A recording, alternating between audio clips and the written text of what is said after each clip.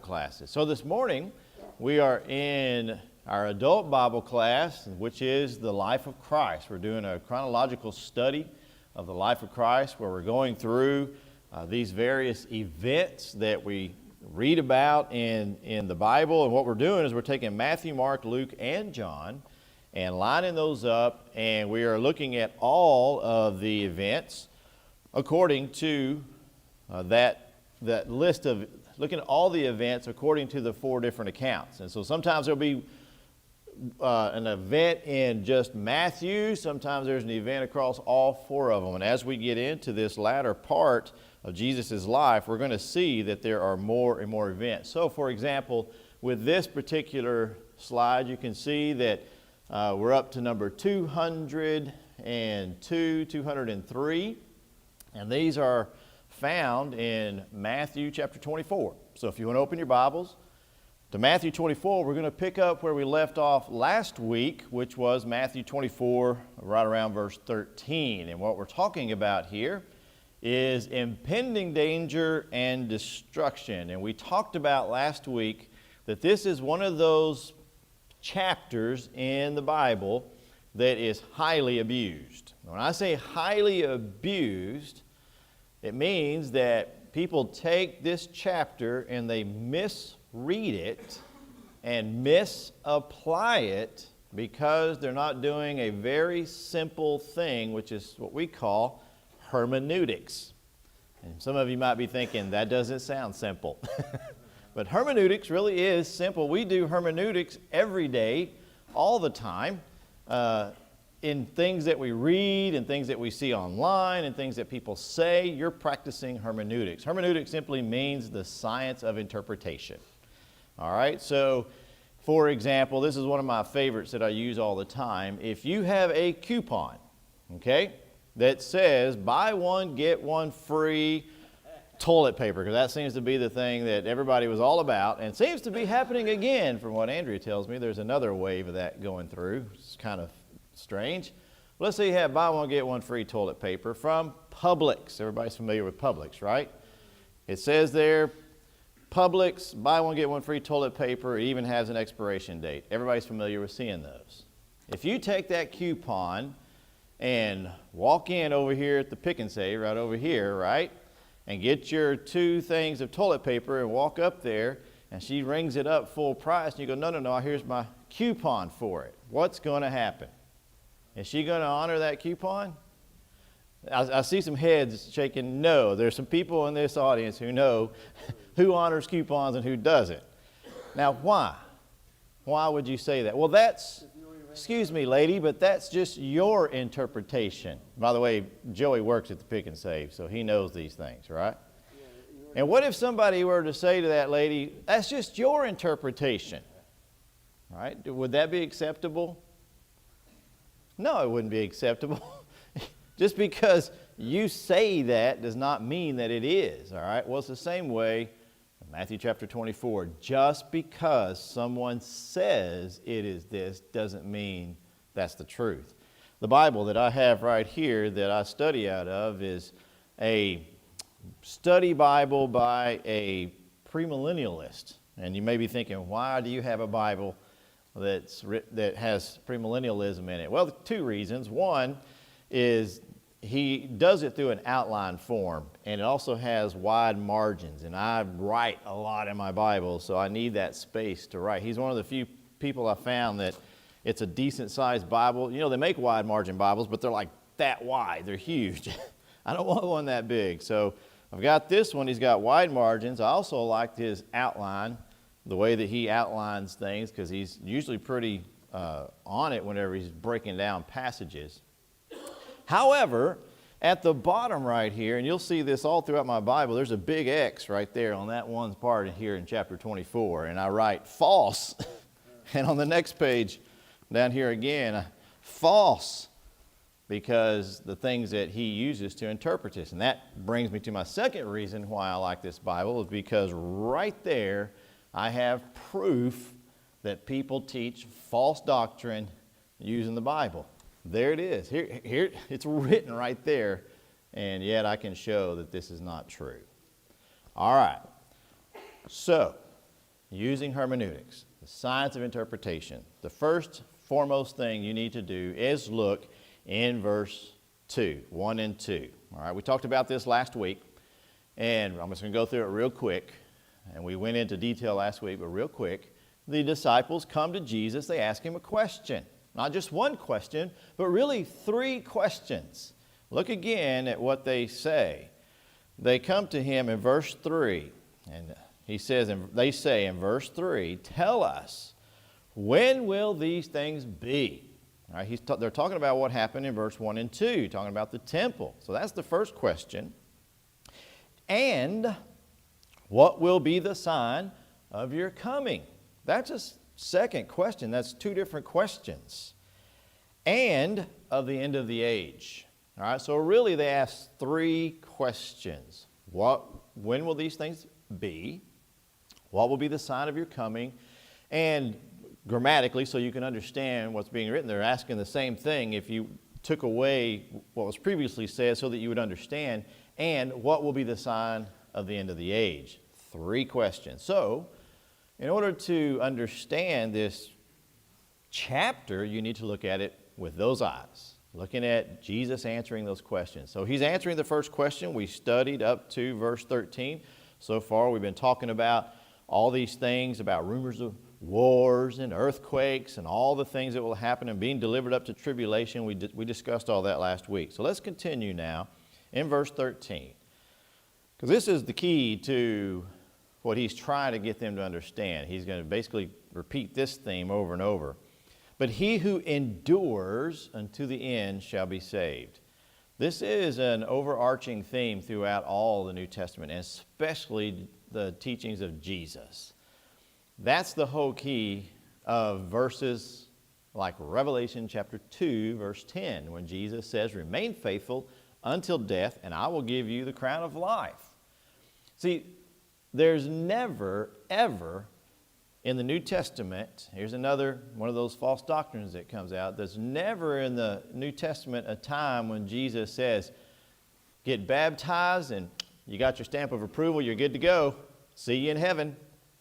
That's the idea of once saved, always saved. See, that's a false doctrine. Jesus says over and over, here's what I've done so that you can have forgiveness of sins. It requires you to do certain things. But he never says once you do those things, you're done. He then says, remain faithful, endure to the end, persevere, he who lasts. He goes on and on. And then the other writers of the New Testament say the same thing, that we have the possibility of veering off. We have examples of people leaving the faith, people like Demas and things like that. So where some people get the idea that once you're saved, you're always saved, it baffles me. Just like it baffles me that they look at this passage and can't figure out what's being said. Any comments or anything so far? I knew I was going to be hitting on something there. Yeah, that's right. The way that they come back, if you say, for example, Demas, who loved this present world, all right, he went back. They'll say, oh, well, he was never saved in the first place. They say the same thing about Simon the sorcerer whenever he went to Peter, remember, and asked Peter that these things don't be happening. Peter said, repent. Peter didn't say, well, get baptized again. You know, and so there's all kinds of little. Now that, Joe, is what we call hermeneutical gymnastics. You see, you got to jump through hoops. Let me explain this. Let me help you misunderstand this. That's really what they're saying. Whenever you're capable of reading it for yourself and just reading what the Bible says. So let's do that. And this gospel of the kingdom will be preached in all the world as a witness to all the nations, and then the end will come. We're still dealing with the first question. The first question is, when will these things be? What things? What things are we talking about? Have we studied from last week and from the context? What things is he talking about? Destruction of the temple, because he's talking about the temple. He says, look at this. They said, look at this temple, and he says, not one stone will remain upon the other. He's talking about destruction. That's what he's talking about. All right, so the gospel of the kingdom will be preached in all the world as witnesses to the nations, and then the end will come. So in other words, there's a timestamp for you, right? Once the gospel is preached in all the world, then the temple will be destroyed. All right. Just looking at history, we know something terrible happened around 70 A.D. What was that? The destruction of Jerusalem. And so what Jesus said would happen, happened. It was destroyed. So obviously, this is not talking about preaching the gospel to the entire globe. All right? And so a lot of people look at that and they go, see, the gospel has not been, because there's still places in the Amazon that has not heard the gospel. There's places in Papua New Guinea and stuff like that that has not heard the gospel. So this has not been completed yet. Wrong. Let's take a look. How do we know that? Go with me. Keep your finger here. Go with me to Jude 3. Jude has one chapter, and so that means Jude verse 3. We're looking Jude 3 for me, and then we're going to go back up to another one.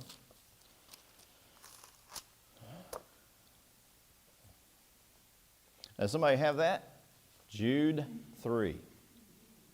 Beloved, although I was very eager to write to you about our common salvation, I found it necessary to write appealing to you to contend for faith was once for all delivered to the saints.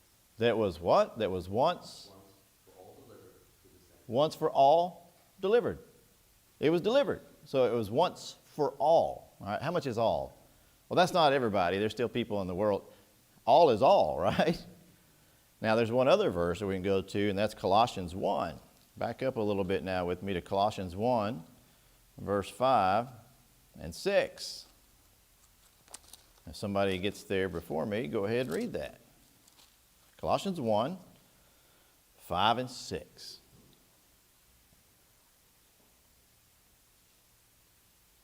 Somebody got it?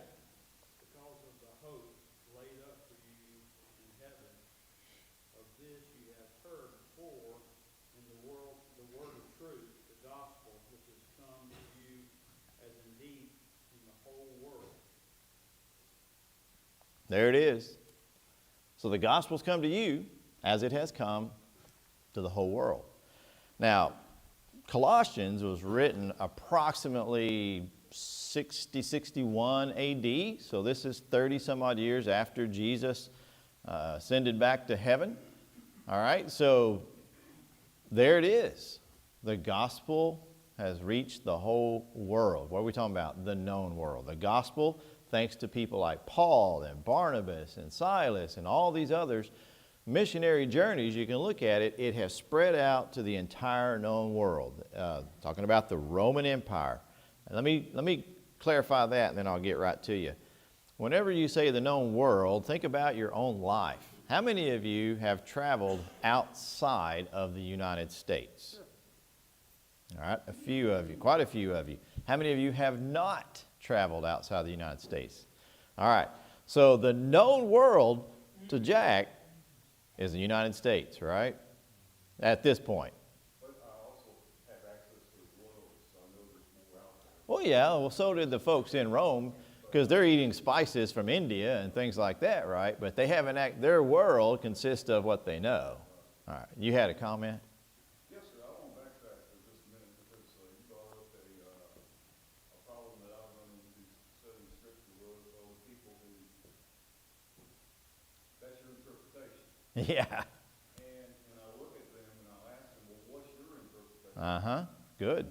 That's right. And they give me the deer in the headlight looks. And from that point on, it seems like it's kind of fruitless to keep going because either A, they don't want to know the truth, or B, the truth's just not in them and they don't care to hear it.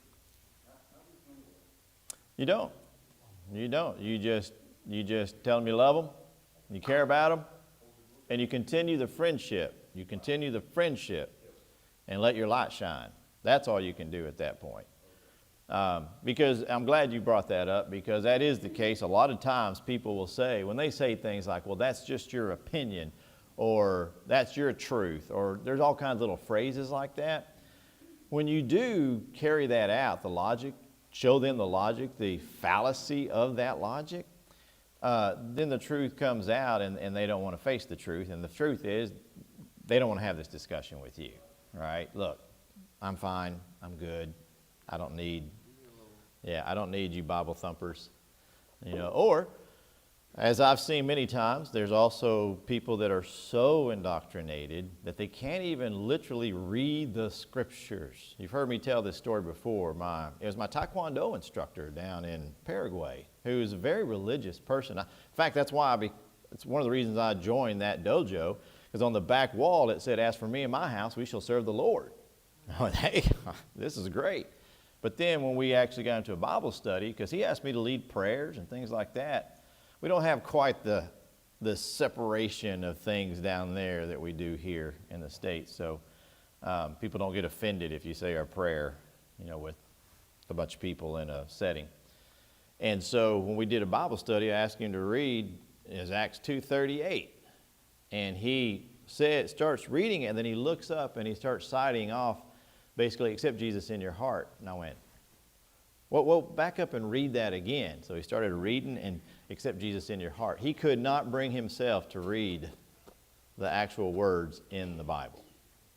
So, yes. You, a Christian, trying to teach other people the gospel, have to realize the parable that Jesus spoke about the sower. That parable of the sower. You plant that seed. Where that seed falls, on what kind of ground it falls, is not our responsibility. It's not our responsibility. You plant the seed. That's right, brother. We're not soil inspectors. We're seed sowers. That's right. Good job. All right, so he says the gospel preached in all the world. So we see that. All right, that's happened in Colossians chapter 1. And so he says, look at verse 15. Therefore, all right, that's your deciding line right there. Therefore, when you see the abomination of desolation spoken of by the Daniel prophet standing in the holy place, whoever reads, let him understand. Then let those who are in Judea flee to the mountains. All right, still the first question. When will these things be, the destruction of Jerusalem? So he goes through, it's not going to be rumors of wars, it's not going to be the earthquakes, it's not going to be all this stuff. In fact, it's not going to be anything until the gospel is preached first through all the known world. Therefore, when you see the abomination of desolation in the holy place, and notice that little phrase, let him who reads understand, that's important, then you'll know. Then get out of town. And we'll start looking at all the stuff he says about that in just a second. But let's look at that abomination of desolation, because here's another one. Right here in the bottom of my Bible is where he talks about the Antichrist and the midpoint of the tribulation and all this other stuff that's this premillennial false doctrine, okay? Well, here's what's happening. Number one, as he says, desolation spoken of by the prophet Daniel. All right, that is absolutely key. You need to understand Daniel. Go to Daniel 9, verse 27, so that you can see it with your own eyes. Now, who was Daniel? Daniel was the one in the lion's den. Daniel was the one in the lion's den. He was a prophet. That's right. Where was Daniel? Does anybody know where Daniel was? Where was he prophesying? What country was he in? Babylon. He was in Babylon, okay?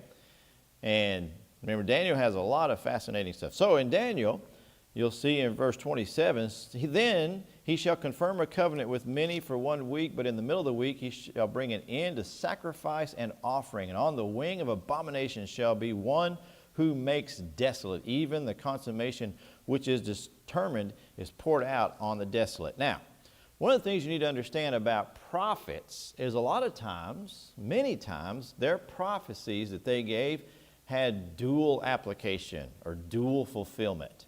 A lot of times, like Isaiah, for example, he's talking directly to a nation or a country, and what he says comes true. But then there's also a messianic application that can be applied to that. Same way in Daniel. Daniel's prophecy was physically actually fulfilled in 167 BC. In 167 BC, the governor of that area of Judea was a guy by the name of Antiochus Epiphanes. And he hated the Jews, and he despised them.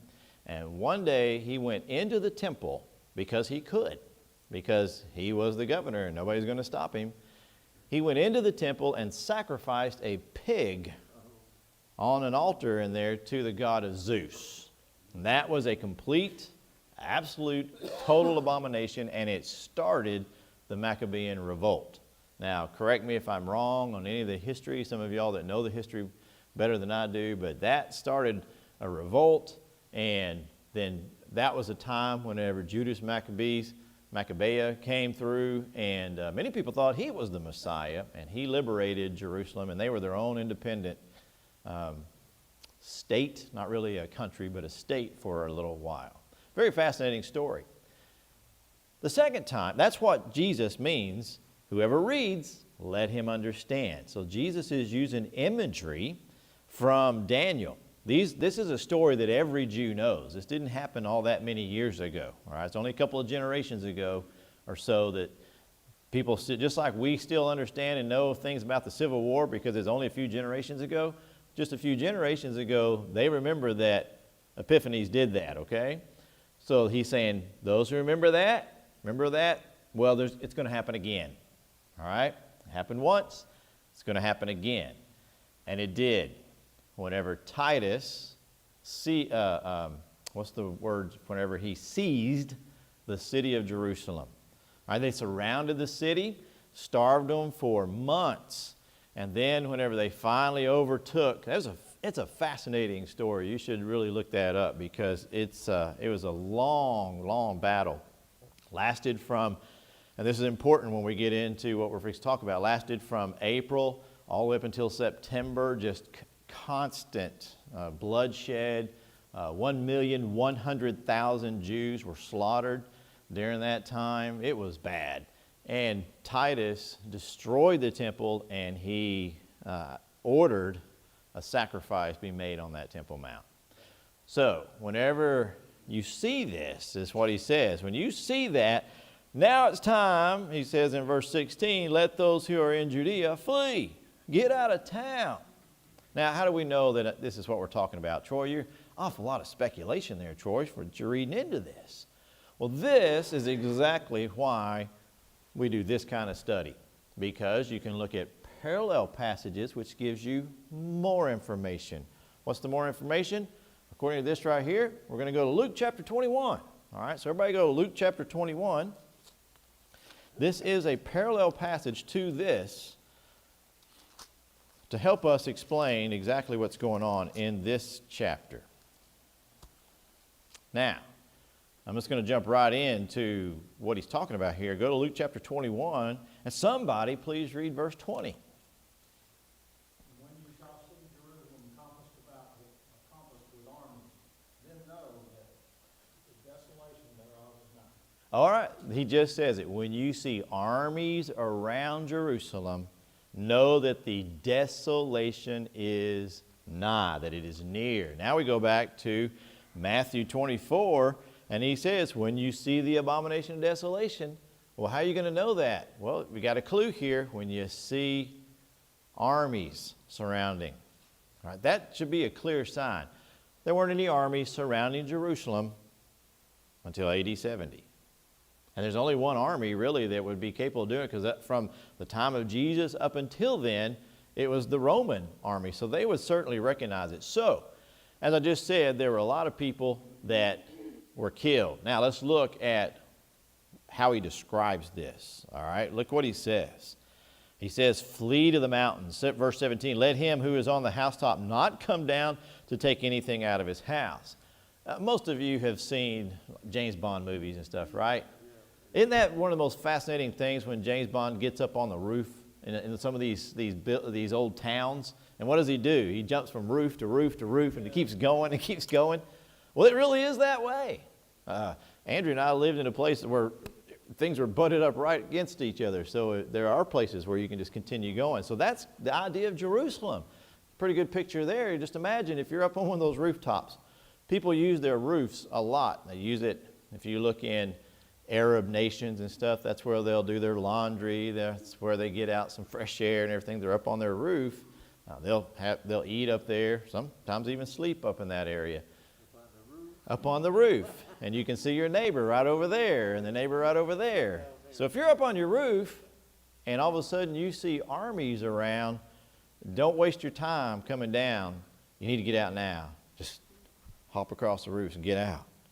And let him who is in the field not go back to get his clothes. Imagine you're out, because most of the fields are going to be outside of Jerusalem.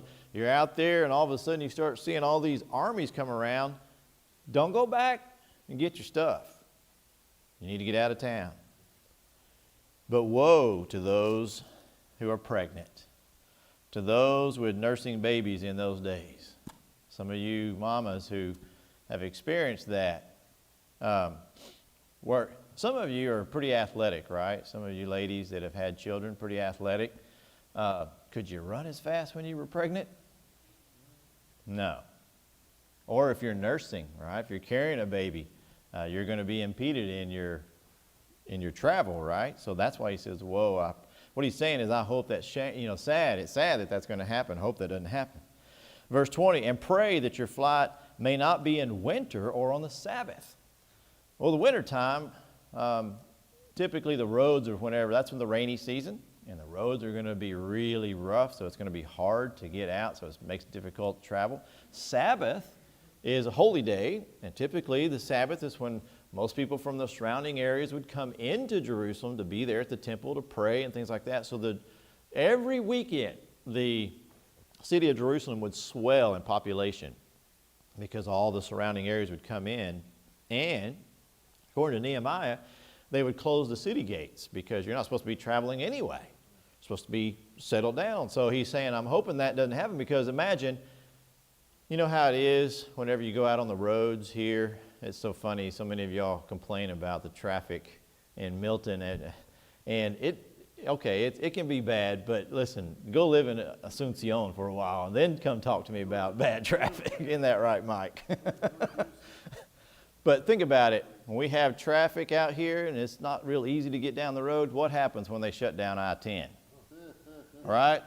Oh, it's a nightmare trying to get down, right? Well, that's the same thing. Imagine on a Sabbath, whenever the city is swollen full of people, how more difficult it's going to be to get out of the city. You see what Jesus is saying here?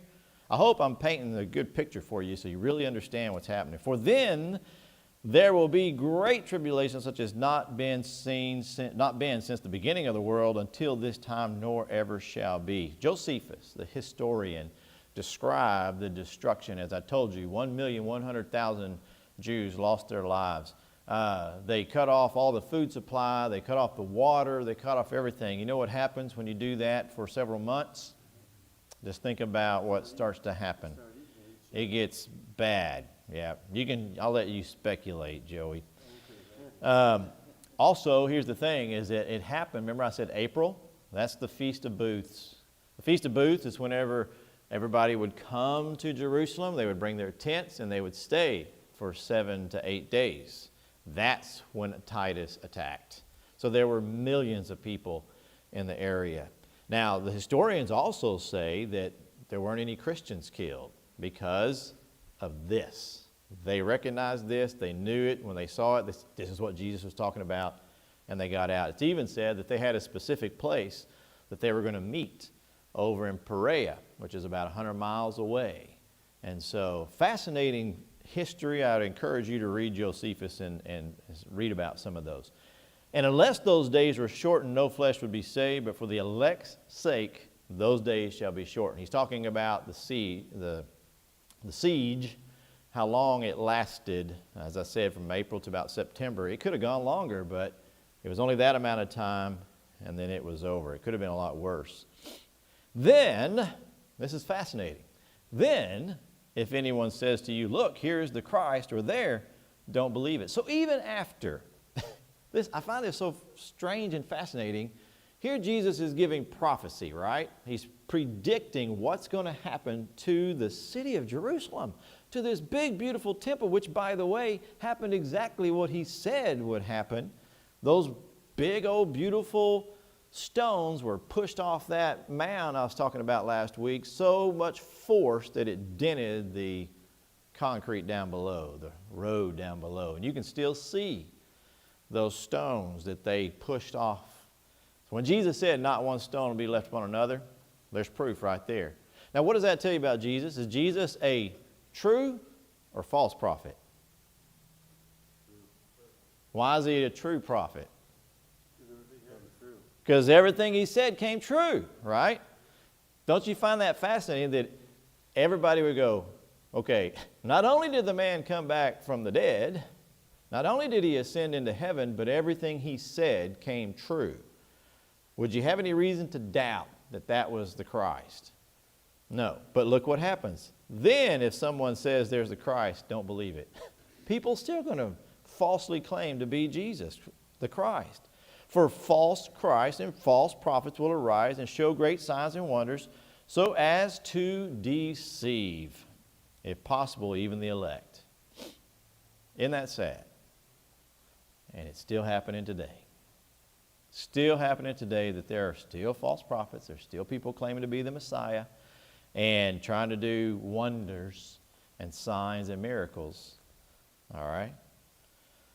See, I have told you beforehand. Now, what does Hebrews 1 and 2 say? That in times past, God spoke to us through the prophets, but in these last days speaks to us through who? Jesus. So we don't need to be listening to anybody who claims to be the Christ. Not when everything Jesus said has come true, looking at it from history, looking at what he did. And then not only that, but we don't need to be considering anything else, because not only he said, I've told you beforehand. Also consider what the apostle said. Paul, the apostle, in 1 Corinthians 15, verse 5 says that Jesus was seen by what? The apostles and as many as 500 other people. So they could verify these things, right? All right, continue. And therefore, if they say to you, look, he's in the desert, do not go out. Look, he is in the inner rooms, do not believe it. For as the lightning comes from the east and flashes to the west, so also will be the coming of the Son of Man be. For wherever the carcass is, there the eagles will be gathered together. All right, what have we been talking about? Here's where we really got to start using hermeneutics. Verse 27. The lightning comes from the east and flashes to the west, so also will the coming of the Son of Man be. What have we been talking about now for the last 26 verses? What's been the subject? Going back to our first question, what was that, Jack? The fall of Jerusalem, right? What have we been talking about? The fall of Jerusalem. So when he says in verse 27, all right, the Son of Man will be, the coming of the Son of Man will be, what's the context? The fall of Jerusalem. That means he's talking about it in that context. He's not talking about the second coming of Christ. All right? Has Christ come back yet? He has not. All right, so that's what he's talking about. And there's another verse that shows this, verse 28, for wherever the carcass is, the eagles will gather. Well, what is Jerusalem going to look like when this is done? Like a dead carcass. What's going to be gathering around? Vultures, right? That word, by the way, eagles, is the word vulture there in the language. Now, he really is going to explain this, and this now is going to be question number 2. All right, what will be the sign of your coming? Okay, this is where people get confused, even more confused. This passage right here, verses 29 through 35. Okay, let's read that, and then we'll break it down. Immediately after the tribulation of those days, the sun will be darkened, the moon will not give its light, the stars will fall from heaven, the powers of the heavens will be shaken. Then notice it says, the sign of the Son of Man will appear in heaven, and then all the tribes of the earth will mourn, and they will see the Son of Man coming on the clouds of heaven with power and great glory. And he will send his angels with a great sound of trumpet, and they will gather together his elect from the four winds, from one end of heaven to the other. Now learn the parable from the fig tree. When its branch has already become tender and puts forth leaves, you know that summer is near. So you also, when you see all these things, know that it is near at the very doors. Surely I say to you, this generation will by no means pass away till all these things are fulfilled. Heaven and earth will pass away, but my words by no means will pass away. Now, in your Bibles, I would like for you, if you mark in your Bible, put a line between verse 35 and verse 36. All right, because that's where the transition is going to happen. We are now looking at this second question. All right, they ask him what will be the sign. So he answered the first question, when will these things be? When you see the army surrounding, when you see the abomination of desolation, that's when it'll be. Well, when's going to be the sign of that, of your coming? Now he's explaining it. We haven't got to the third question. That starts in verse 36. All right, so let's back up. Looking in this second question. After the tribulation of those days, what's he talking about? The destruction of Jerusalem. Would that be tribulation? Yep. All right, after the tribulation, the sun will be darkened. And he goes on to talk about the stars will fall and all this. Wow. There it is, the destruction of the world. No. This is called apocalyptic language. All right, apocalyptic language is basically what we do sometimes whenever we exaggerate or hyperbolize or something like that. It's using figurative language, and also is not bound by chronology. All right, so this is another mistake people make, is they see those verses 1 through 28, and go, okay, first this will happen, and then this will happen, and then this will happen. Nope.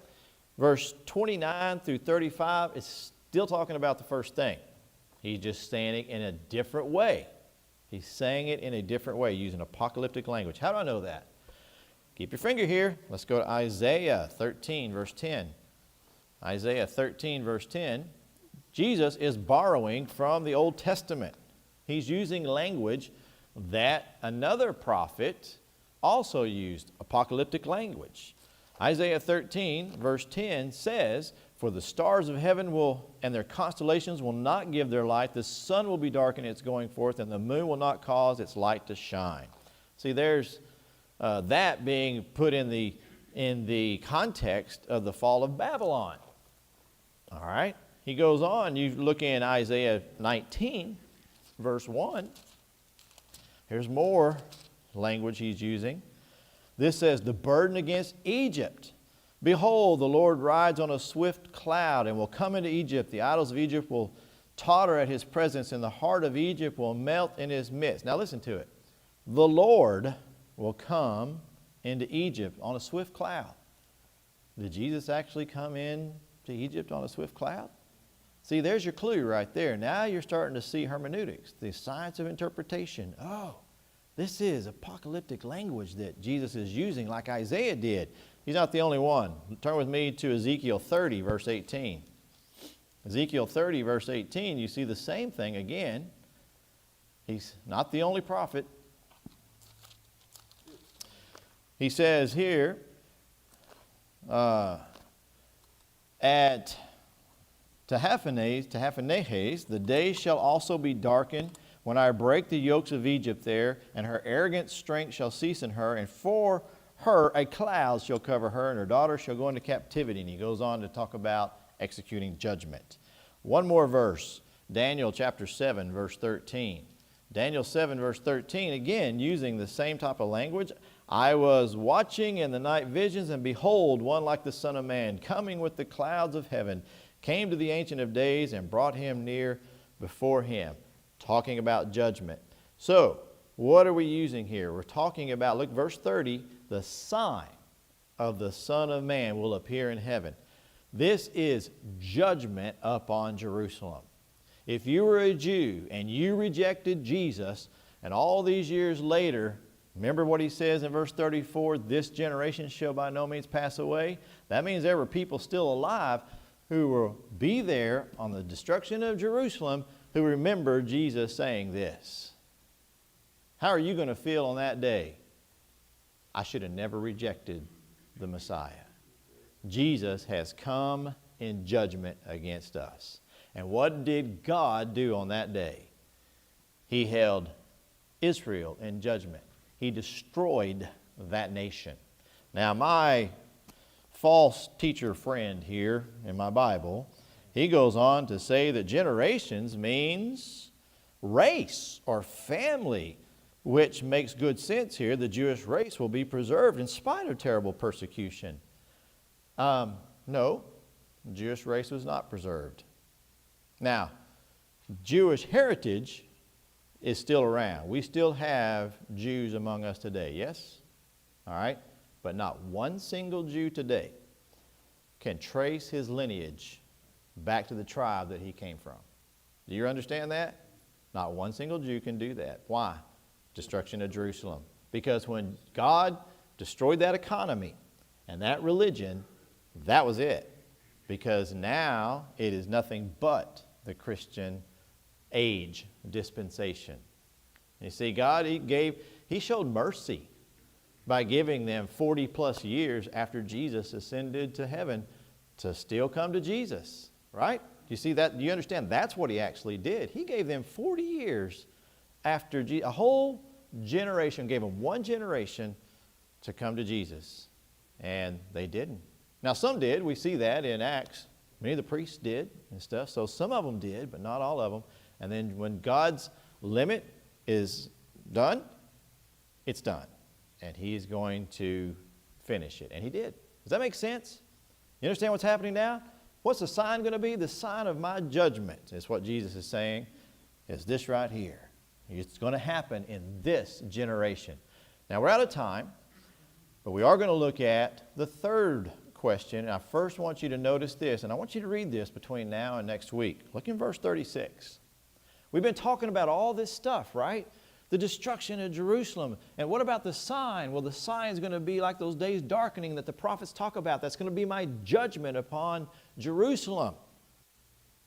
Now, the third question they asked is, what about the end of time? The end of the age? When's this going to end?